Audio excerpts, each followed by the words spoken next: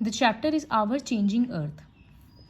अर्थ constantly change होते रहता है, लेकिन ये चेंज ज़रूरी नहीं है हर बार हम लोगों को दिखे। कुछ चेंजेस है जो अर्थ सरफेस के नीचे चलता है अंदर में, और कुछ चेंजेस है जो अर्थ सरफेस के ऊपर चलता है। ऊपर का चेंजेस जैसे फॉर्मेशन ऑफ सॉइल बोल सकते हैं, अंदर का चेंजेस जैसे moving of tectonic plates, movement of lava, ये सारा चेंजेस होता है अंदर में। कुछ चेंजेस होता है जो बहुत स्मॉल होता है, या फिर हम लोग बोल सकते हैं स्लो चेंजेस होता है, और कुछ चेंजेस होता है जो फास्ट होता है। The movement of earth is divided on the basis of the force which acts on them. तो वही फोर्सेस जो अर्थ के अंदर में काम करता है, इंटीरियर में, उसको बोलते हैं एंडोजेनिक फोर्सेस, और जो फोर्सेस अर्थ सरफेस के एक्सटीरियर में काम करता है उसको बोलते हैं एक्सोजेनिक फोर्सेस। सडन एंडोजेनिक मतलब जो अंदर हो रहा है, उसमें भी कुछ कुछ फोर्सेस सडन है, जैसे अर्थक्वेक, वोल्केनो, लैंडस्लाइड, अचानक से आ जाता है ये सब। डायस्ट्रोफिक फोर्सेस मतलब वो फोर्स जिसके वजह से अर्थ का स्ट्रक्चर बाहर का चेंज हो जाता है, जैसे अचानक से ज़मीन वगैरह के घसकने के कारण या दो चीज़ कोलाइड करने के कारण माउंटेन बन जाना, तो इससे अर्थ का बाहर का स्ट्रक्चर चेंज हो गया। और एक्सोजेनिक फोर्सेस मतलब जो फोर्सेस अर्थ के ऊपर काम कर रहा है, रिवर, वाटर, सी वेव्स, ग्लेशियर्स, ये सब होता है। सबके बारे में हम लोग बाहर फर्दर में पढ़ेंगे। So first topic is volcano. Volcano एक ओपनिंग होता है अर्थ सरफेस में, जिसके अंदर से इस तरह से मैग्मा बाहर आता है। ये अंदर में लिक्विड, क्योंकि टेम्परेचर बहुत हाई है तो अंदर में सब कुछ लिक्विड है। ये लिक्विड जब बाहर आ जाता है तो इसको लावा बोलते हैं। तो अंदर में है तो मैग्मा, इस तरह से बाहर आ गया तो लावा। ये वेंट है मतलब ओपनिंग है। फिर ये देखो, ये जो फनल के जैसा शेप है ना, वेंट के जस्ट ऊपर, मतलब ये वेंट के पोर्शन में ये जो फनल जैसा शेप है, इसको बोलते हैं crater. See it is written, the funnel shaped opening around the vent is called crater. तो जब अंदर का प्रेशर बहुत ज़्यादा इंक्रीज हो जाता है, कोई भी एक ओपनिंग से इस तरह से मैग्मा बाहर आ जाता है। सराउंडिंग एरियाज पूरा जल जाता है और इसमें से बहुत दिन तक धुआं निकलते रहता है।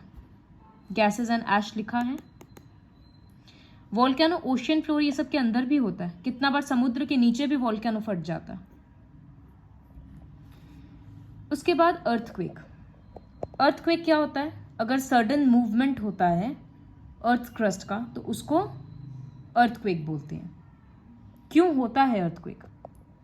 तो टेक्टोनिक प्लेट्स जो है वो कॉन्स्टेंटली मूव करते रहता है, लेकिन वो मूवमेंट ऐसे समझ नहीं आता और वो काफ़ी स्लो मूवमेंट है, लेकिन धीरे धीरे धीरे वो प्रेशर अंदर में बढ़ते जाता है, और जब वो प्रेशर एक्सट्रीम हो जाता है तब वो रिलीज होता है और तब अर्थ पूरा वाइब्रेट करने लगता है।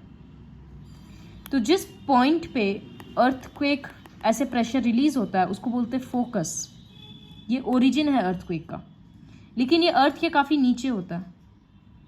तो ऊपर धरती पे जो ये पॉइंट है फोकस के ठीक ऊपर, इसको बोलते हैं एपीसेंटर। तो यहाँ लिखा है the point on the earth surface which is directly above the focus is called epicentre. फिर अर्थक्वेक जो है वो इस तरह से, उसका जो ट्रेमर्स है, उसका जो वाइब्रेशंस है, वो इस तरह से सर्कल्स के फॉर्म में फैलते रहता। तो जिस जगह पे एपीसेंटर होगा सबसे ज़्यादा वाइब्रेशन वहाँ होगा, तो इसका मतलब सबसे ज़्यादा डिस्ट्रक्शन भी वहीं होगा। जब अर्थक्वेक आता है तो न्यूज़ में दिखाता है कि एपीसेंटर कौन सा प्लेस है, मतलब किस जगह पे अर्थक्वेक आया, सबसे ज़्यादा डिस्ट्रक्शन वहीं होगा। जैसे जैसे एपीसेंटर से दूर जाते जाएंगे वाइब्रेशंस उतना कम होगा, तो अर्थक्वेक का इफेक्ट उतना कम फील होगा। तो ये फोकस और एपीसेंटर के बीच का डिफरेंस है। फोकस अर्थ के अंदर का एक पॉइंट है और एपीसेंटर अर्थ के ऊपर एक पॉइंट है। ये अर्थक्वेक का जो वेव्स है इसको सिस्मिक वेव्स बोलते हैं। अर्थक्वेक कितना स्ट्रॉन्ग आया वो मेजर करने के लिए एक स्केल यूज़ किया जाता है, जैसे 1 सेंटीमीटर 2 सेंटीमीटर हम लोग ऐसे करते हैं लेंथ मेजर करने के लिए। तो अर्थक्वेक मेजर करने के लिए एक स्केल होता है जिसको बोलते हैं रिक्टर स्केल। जिसके हिसाब से आता है 3.0, 3.2, 4.0, इस तरह से अर्थक्वेक का इंटेंसिटी को मेजर किया जाता है। और जो जिस इंस्ट्रूमेंट से किया जाता है उसको बोलते हैं सिस्मोग्राफ। अगर रिक्टर स्केल में वैल्यू 6 से ज़्यादा है, इसका मतलब अर्थक्वेक काफ़ी डेंजरस है। अर्थक्वेक के कारण क्या होता है, बिल्डिंग्स वगैरह हिलने लगता है, तो फिर वैसे प्रॉपर्टी का नुकसान होता है, लाइफ का नुकसान होता है। अगर अर्थक्वेक कभी ओशन के आसपास या ओशन फ्लोर में आता है तो फिर उससे फ्लड और सुनामी आ जाता है। कभी कभी अर्थक्वेक माउंटेन एरिया में अगर अर्थक्वेक आएगा तो ज़मीन घिसक जाता है, मतलब लैंडस्लाइड हो जाता है। इस तरह से बहुत प्रॉब्लम्स फर्दर क्रिएट होता है। तो क्या प्रिकॉशन लिया जा सकता है अर्थक्वेक के टाइम पे? क्योंकि अर्थक्वेक को कोई प्रेडिक्ट नहीं कर सकता है, ये सडन मूवमेंट है।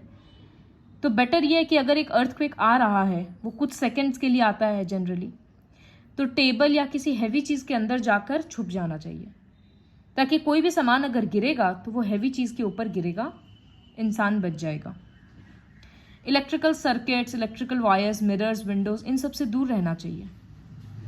या तो इलेक्ट्रिक शॉक लग जाएगा, या फिर अगर कांच वगैरह टूटेगा तो फिर वैसे गिरने का चोट लगने का डर रहेगा। लिफ्ट वगैरह से दूर रहना चाहिए। Schools in school conduct a workshop on how to, this you don't have to read. भुज में 2001 में 26 जनवरी को बहुत डेवास्टेटिंग अर्थक्वेक आया था। उसका रिक्टर स्केल था 6.9। ऑलमोस्ट 1 मिनट के लिए था वो। 50,000 लोगों का डेथ हुआ था, कितनों का घर चला गया था, स्कूल्स वगैरह पे बहुत बुरा असर पड़ा था। ऑलमोस्ट 1000 स्टूडेंट्स एंड टीचर्स का डेथ हुआ था, क्योंकि वो 8:45 AM था तो स्कूल स्टार्ट हो चुका था। Next is change in land forms. तो अर्थ का सरफेस कंटिन्यूसली चेंज होते रहता है, जैसे कि हम पहले बोले हैं। यहाँ हम लोग 2 टाइप का चेंज के बारे में पढ़ेंगे, या रादर 2 डेफिनेशन समझेंगे पहले। एक होता है वेदरिंग और एक होता है इरोजन। सपोज ये एक पत्थर है। अब यहाँ क्या होता है, लगातार हवा, पानी, सब कुछ इससे टकरा रहा है जा जाकर, तो ये पत्थर क्या होगा, धीरे धीरे थोड़ा थोड़ा करके टूटते जाएगा। उसी चीज़ को बोलते हैं weathering. What is weathering? It is the breaking down of rocks on the surface of the earth due to action of wind, heat and water और आइस। गर्म होता है, ठंडा होता है, गर्म होता है, ठंडा होता है, उस तरह से भी वो टूटता है।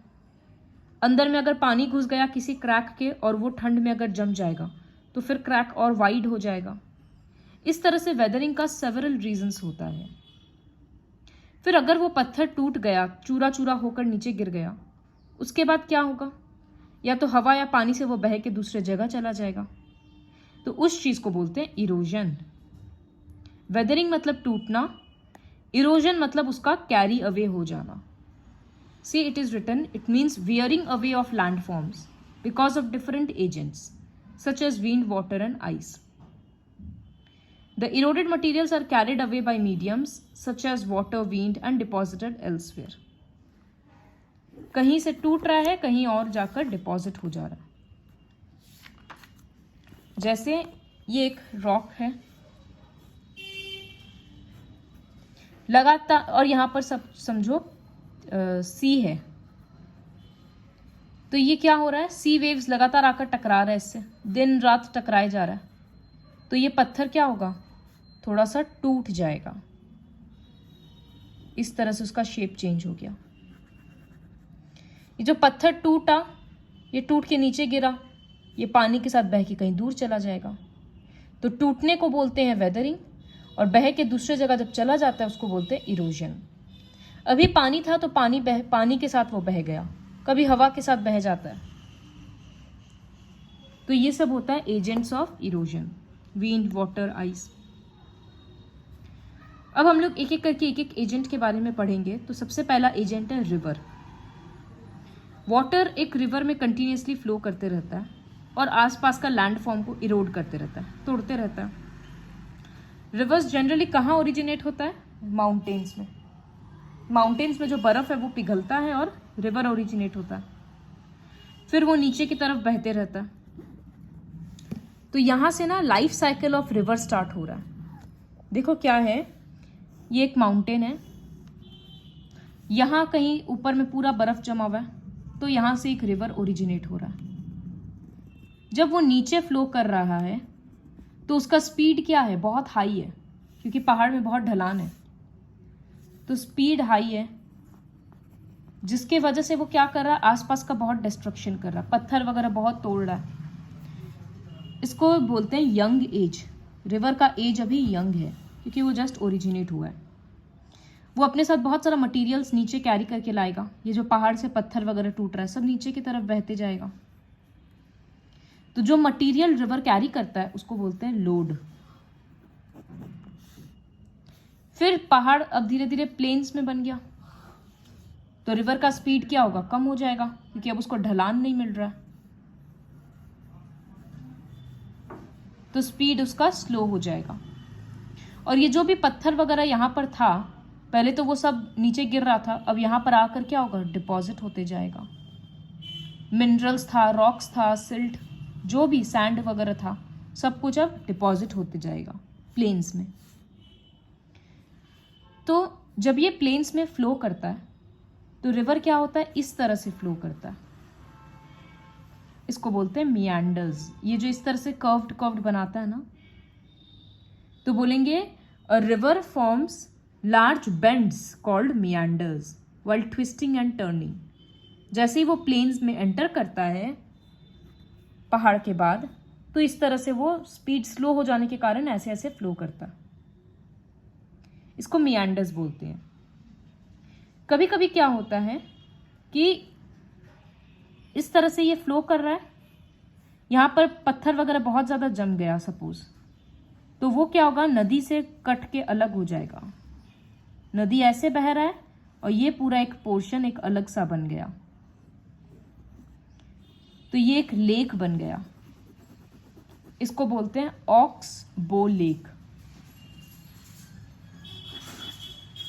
So what are oxbow lakes? As the river water continuously erodes and deposits along the sides of the meander, it cut off the meander from river and forms a lake referred to as oxbow lake. ये जो curve है, कभी कभी ये main नदी से पूरा ही cut जाता है और सेपरेट होकर एक लेक बनाता है, उस लेक को बोलते हैं ऑक्सबो लेक। फिर रिवर अब माउंटेन में था, प्लेन में आ गया, अब धीरे धीरे क्या होगा, वो एक सी में मिलेगा। तो जब वो और आगे फ्लो करते जा रहा है, उसका स्पीड क्या होगा, और कम होते जाएगा, तो उसको बोलते हैं रिवर का ओल्ड स्टेज। फिर उसमें क्या होता है, बहुत सारा मिनरल्स वगैरह होता है, वो डिपॉजिट होता है। जैसे देखो, ये एक मेन रिवर है, अब इसमें इतना सारा मिनरल्स वगैरह है कि उसका चैनल इस तरह से डिस्ट्रीब्यूट हो गया। मेन रिवर जो है वो डिस्ट्रीब्यूट हो गया, तो ये अलग अलग चैनल्स को बोलते हैं डिस्ट्रीब्यूटरीज।